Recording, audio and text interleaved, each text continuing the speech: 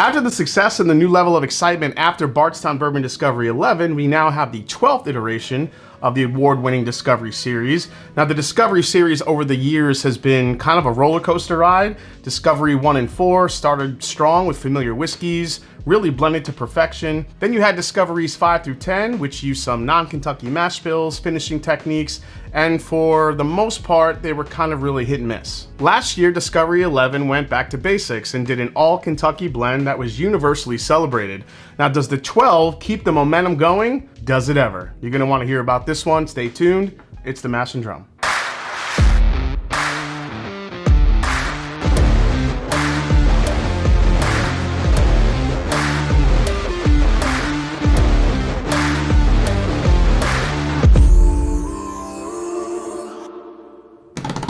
What's up, folks? I'm Jason C. from the Mash and Drum, and welcome back to the show. Like, subscribe, and help me keep climbing to that 100,000 subscriber milestone here on the channel. Really appreciate the support as always. So the Discovery Series from Bardstown Bourbon Company has always tried to highlight the art of blending, creating different and new expressions that together are greater than the sum of their parts. So what really got people excited when they saw the blend details for Discovery 12 was that it was kind of staying true to what we saw in Discovery 11, however, just upping the game a little bit more. So here, take a look at the blend details for Discovery 12. As you can see, we have 48% of the blend is a Kentucky 14-year bourbon with 75 corn, 13 rye, and 12% malted barley. We have seen that mash bill before. Then we have 29% of the blend being a 10-year Kentucky straight bourbon with 78% corn, 10% rye, and 12% malted barley. Then 15% of the blend is a Kentucky 10-year straight bourbon with 78 corn, 13 rye, 9 malted barley. And then we have an interesting component here from Bardstown Bourbon Company that includes a 6-year Kentucky straight bourbon. That's a 4-grain, 60% corn, 26 rye, 10 wheat, and 4 malted barley, and that is 8% of the blend to finish it out. All right, so let's get a pour here. This would be about my third or fourth pour of this one. So the Discovery 12 is bottled at 115.2 proof. It's starting to roll out now for a suggested retail price of about 140 bucks or $139.99 to be exact. Now, from what I've read, there are fewer of these than Discovery 11, so not really sure what the count is.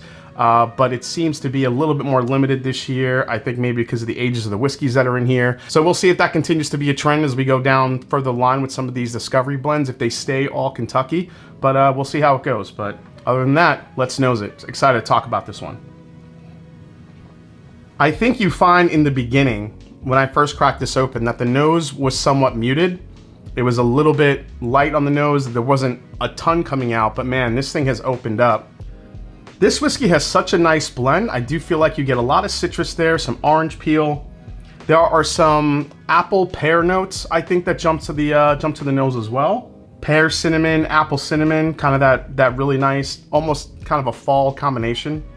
Lots of vanilla, some sweet oak here as well. I think some of the aged bourbons do come through here. One of the notes that has kind of creeped up here as this has opened up is a little bit of an aged leather note. You kind of get like that. You know, I kind of equate it to walking into like a Macy's or something like that, or a store that has like a leather jacket section. It just kind of hits you. But yeah, the nose is just very saturated. It's very inviting. It's very rich. It's dense. And I only think it's gotten better as the nose has opened up quite a bit. So let's try it. Here we go. The palate's just so incredible on this. I love this whiskey so much. Love this bourbon. I think on the palate, what happens is immediately you get this very rich, decadent sweetness that hits you right in the front of the palate. And I always look for that. I always look for the front of the palate just hitting you immediately with flavor, with sweetness, almost a little bit of a tingliness to it. Call it the Pop Rocks effect, which I love. And then as it works its way back, I think that citrus note definitely hits you, but then it just starts to almost bloom or transition into a dark fruit note, maybe a cherry. I don't know if I would say a Luxardo cherry, but there's definitely kind of a cherry flavor there, I think. Let's go for another sip here. Yeah, those older age notes that I was also picking up on the nose, I think also start making its way to the back end too. Little sweet tobacco, leather. There's definitely some rich caramel vanillas there. I mean, you're gonna get your typical bourbon-esque flavors. Everything just seems a little bit more concentrated. It's got a great finish too. It just kind of goes on and on for, you know, something about 115 proof. What I really love about this is that the oak is there, but It's not overly prevalent. I think it's just enough to balance out that sweetness. I think that 10-year bourbon that's in the blend with that familiar mash bill, I think is actually making the big difference. And you know, it'd be interesting to try this. It'd be interesting to try this blend without that 4-grain whiskey in it from Bardstown Bourbon Company, because that could be bringing some nice, you know, sweetness to the palate as well. Just enough of that bright, sweet fruitiness and some of that bright, sweet flavors from a younger bourbon to kind of balance out the age notes in here. Yeah, that combination of like pear and cherry with a little bit of that citrus is really just coming to the forefront. And one of the main factors of this as well, I think, is the creaminess of it. It's a very creamy texture. I think it sticks to the sides of the palate. Yeah, I gotta say, this is better than most. I just reviewed the Little Book Infinite. This is a far superior product than that is, and this is 140 versus 200 and above. This is just a way better blend, better balanced. It's sweet, it's oaky, it's got a lot of those different flavors that you could feel like you pick up from all the different blending components in there. Yeah, the beauty of this is that oak balance right at the back end of this one. Again, citrus, pear, maybe a little bit of caramel apple there, some vanilla custard. There's some citrus kind of poking through with some cherry. And then, but the richness of it, I just love the texture of this whiskey. Let me compare it quickly to Discovery 11, and we can see how they compare. So here's Discovery 11, and it does contain 73% of that first mash bill that's in Discovery 12. It's 48% of this blend, and I do believe it's 73% of this. Yeah, it's 73% of this blend. Now, also the difference is there's a 3-grain whiskey from Bardstown Bourbon Company in this blend versus a 4-grain in 12. Also, Discovery 12 is utilizing a 4th mash bill that we don't see in Discovery 11. That's pretty familiar, and I think that 10-year is actually making a difference here. So let's dive into 11. It's night and day. I think when you compare these, if you get your hands on a 12, I think when you compare these, you're gonna see the big differences between 12 and 11, especially how dense the sweetness is on the 12 versus the 11. The 11 actually comes off a little bit more astringent now when you compare them. It's definitely not as sweet. It's a little bit oak forward, a little bit more dry, but the citrus is there. Yeah, 11 is good, but I think at the time when people tried it, it was, you know, kind of a back to Kentucky, all Kentucky blend for Bardstown. And even though it was good, this Discovery 12, I think, is just on another level. God, the more I drink it, the more dense and sweetness it gets. Just those those dark fruit flavors, coupled with that pear, the leather tobacco.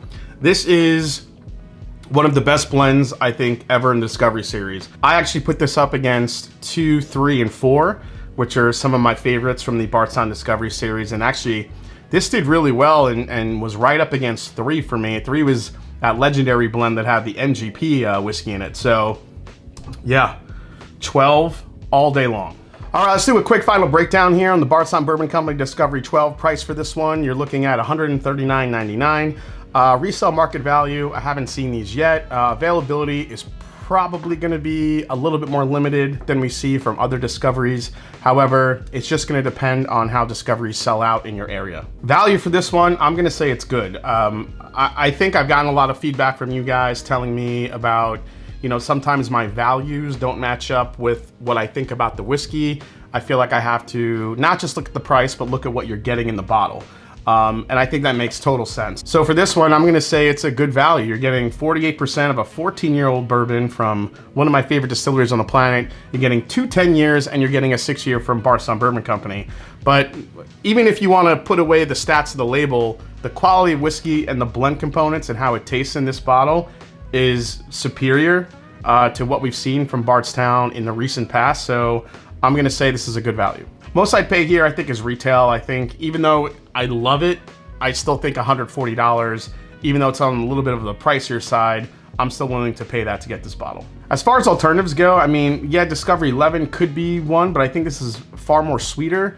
I mean, you could probably maybe get into a Joseph Magnus cigar blend type of atmosphere where there's a lot of different rich flavors happening. There's some older whiskey in it.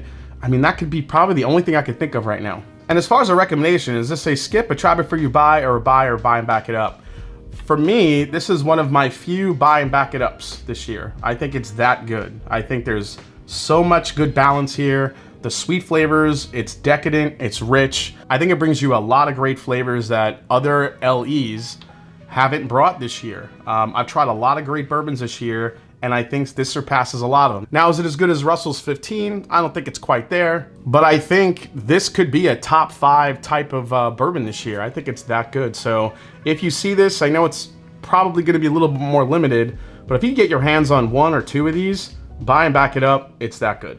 All right, guys, well, hope you enjoyed this review for the new Bardstown Bourbon Company Discovery 12. Hope you enjoyed it. If you did, hit the subscribe button below. Please hit the like button. And if you have me, follow me on Instagram. Let me know if you're planning on hunting one of these down. Were you kind of out on Discovery? Did Discovery 11 bring you back into the fold?